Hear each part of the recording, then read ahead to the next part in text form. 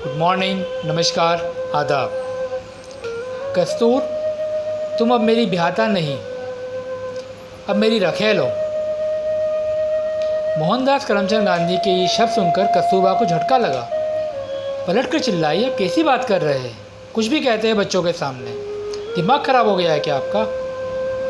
गांधी अखबार टेबल पर फेंकते हैं और हंसते हुए कहते हैं, अरे यह मैं नहीं कह रहा, यह जनरल स्मिथ का नया कानून कह रहा है। उसने क्रिश्चियन तरीके से हुई मैरिज को छोड़कर बाकी सभी प्रकार की शादियां अवैध करार कर दी है।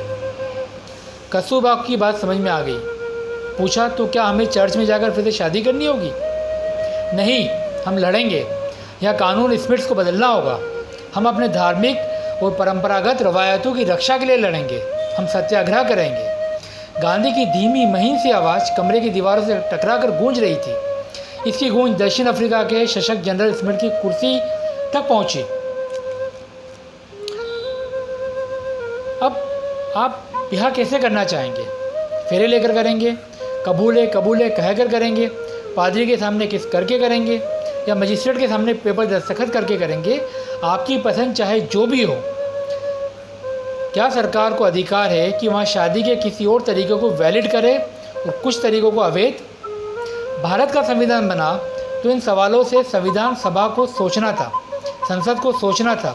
तय यही हुआ कि सत्ता धार्मिक परंपरागत तरीक़ों के में हस्तक्षेप नहीं करेगी। शादी आप अपने रवायत के साथ करें और जिस भी तरीके से आप करें, कानून उसे मान्यता देगी। और यही पर्सनल लॉ है।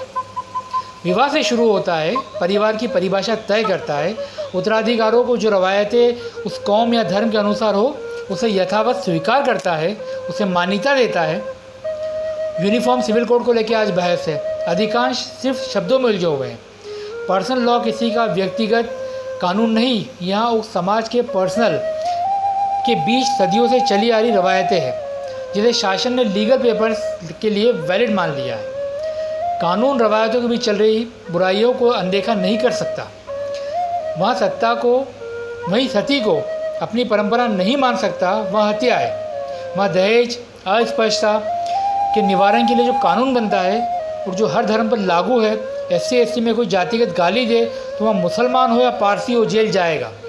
तमाम कन्फ्यूजन है। मुस्लिम पर्सनल लॉ बोर्ड को लेकर मुस्लिम महिलाएं बुर्के में रहें या हिजाब में, ये उन पर छोड़िए। महिला सशक्तिकरण को लेकर ढेरों चिंताएं। तो पहले आप अपने घर में इज्जत देना सीखिए। माँ बाप को गाली देना बंद कीजिए। हिंदू या मुसलमान या किसी भी महिला पर अत्याचार हो तो डेमोक्रेटिक वायलेंस एक्ट है, सब पर लागू हो। बहरहाल गांधी जी ने सत्याग्रह किया, खूब चमक हुई। गांधी जी जेल गए। यहाँ 1912 से 1914 का दौर था, जिसके अंत में गांधी भारत लौटे।